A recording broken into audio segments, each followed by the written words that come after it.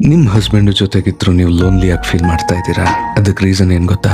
First of all ಅವ್ರ ಜೊತೆ ಯಾವುದೇ ಹ್ಯಾಪಿನೆಸ್ ಇರಲ್ಲ, ಯಾವುದೇ ಸರ್ಪ್ರೈಸ್ ಇಲ್ಲ, ಔಟಿಂಗ್ ಇಲ್ಲ, ಕೊನೆಗೆ ಅವ್ರ ಕೈ ಹಿಡಿದು ವಾಕ್ ಮಾಡಿರೋ ಟೈಮು ನೆನಪಲ್ಲೇ ಇಲ್ಲ. ಅವ್ರಿಗೆ ಗೊತ್ತಿರೋದಲ್ಲ ಬರೀ ಯೂಶುವಲ್ ಲೈಫ್ ಮಾತ್ರ. ಮನೆಯಿಂದ ಆಫೀಸ್, ಆಫೀಸಿಂದ ಮನೆ. ಅವ್ರು ಯಾವಾಗ್ಲೂ ಬೋರಿಂಗ್ ಆಗಿರ್ತಾರೆ. ಊಟ ಮಾಡೋದು, ಬೆಡ್ ಮೇಲೆ ಮಲಗಿದ ತಕ್ಷಣ ಚೆನ್ನಾಗಿ ಗೊರಕೆ ಹೊಡೆದು ನಿದ್ದೆ ಮಾಡೋದು ಅವ್ರಿಗೆ ತುಂಬಾನೇ ಚೆನ್ನಾಗಿ ಬರುತ್ತೆ. ಅವ್ರಿಗೂ ಪ್ರೀತಿ ತೋರ್ಸಕ್ ಬರಲ್ಲ. ಅಷ್ಟೇ ಅಲ್ಲ, ಹೆಂಡತಿ ಪ್ರೀತಿ ತೋರ್ಸಿದ್ರು ಅದನ್ನ ಆಕ್ಸೆಪ್ಟ್ ಮಾಡೋದಕ್ಕೂ ಗೊತ್ತಿಲ್ಲ. ನಿಮ್ ಮನ್ಸಲ್ಲಿ ಇರೋದನ್ನ ಅವ್ರ ಹತ್ರ ಶೇರ್ ಮಾಡ್ಕೊಳ್ಳೋಕೆ ಆಗೋದಿಲ್ಲ. ನೀವೇನಾದ್ರೂ ಹೇಳಿದ್ರೆ ಅದನ್ನ ಮಿಸ್ಅಂಡರ್ಸ್ಟ್ಯಾಂಡಿಂಗ್ ಮಾಡ್ಕೋತಾರೆ. ನೀವು ಅವ್ರ ಮುಂದೆ ಎಷ್ಟೇ ಚೆನ್ನಾಗಿ ಡ್ರೆಸ್ ಮಾಡಿ ನಿಂತ್ರು ಅವ್ರು ಅದನ್ನ ಗಮನಿಸೋದಿಲ್ಲ. ಇವತ್ತು ಮನೆ ತುಂಬಾ ನೀಟಾಗಿದೆ ಅಥವಾ ಅಡಿಗೆ ತುಂಬಾ ಸೂಪರ್ ಆಗಿದೆ ಅಂತ ಕಾಂಪ್ಲಿಮೆಂಟ್ ಕೊಟ್ಟು ಎಷ್ಟೋ ವರ್ಷಗಳೇ ಆಗೋಗಿದೆ. ನೀವೇನಾದ್ರೂ ಮಾತಾಡಕ್ ಹೋದ್ರೆ ನಾ ಕೇಳ್ತಾ ಇದ್ದೀನಿ, ನೀ ಹೇಳು ಅಂತಾರೆ. ಅವ್ರು ಯಾವಾಗ್ಲೂ ಫೋನ್ನಲ್ಲಿ ಬ್ಯುಸಿ ಇರ್ತಾರೆ.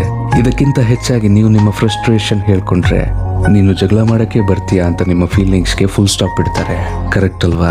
ಸೊ ಈ ವಿಡಿಯೋನ ನೀವು ನಿಮ್ಮ ಹಸ್ಬೆಂಡ್ಗೆ ಶೇರ್ ಮಾಡಿ. ನಿಮ್ಗೆ ಹೇಳಲಿಕ್ಕೆ ಆಗದೆ ಇರೋದನ್ನ ನಾನು ಹೇಳಿ ನೋಡ್ತೀನಿ ಅವ್ರ ಹತ್ರ.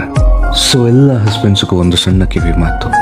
ಕಣ್ಣು ಅದು ಕಳ್ಕೋಬೇಕಂತ ಇಲ್ಲ, ಅದ್ರ ಬೆಲೆ ಏನು ಅಂತ ತಿಳ್ಕೊಳ್ಳೋದಕ್ಕೆ.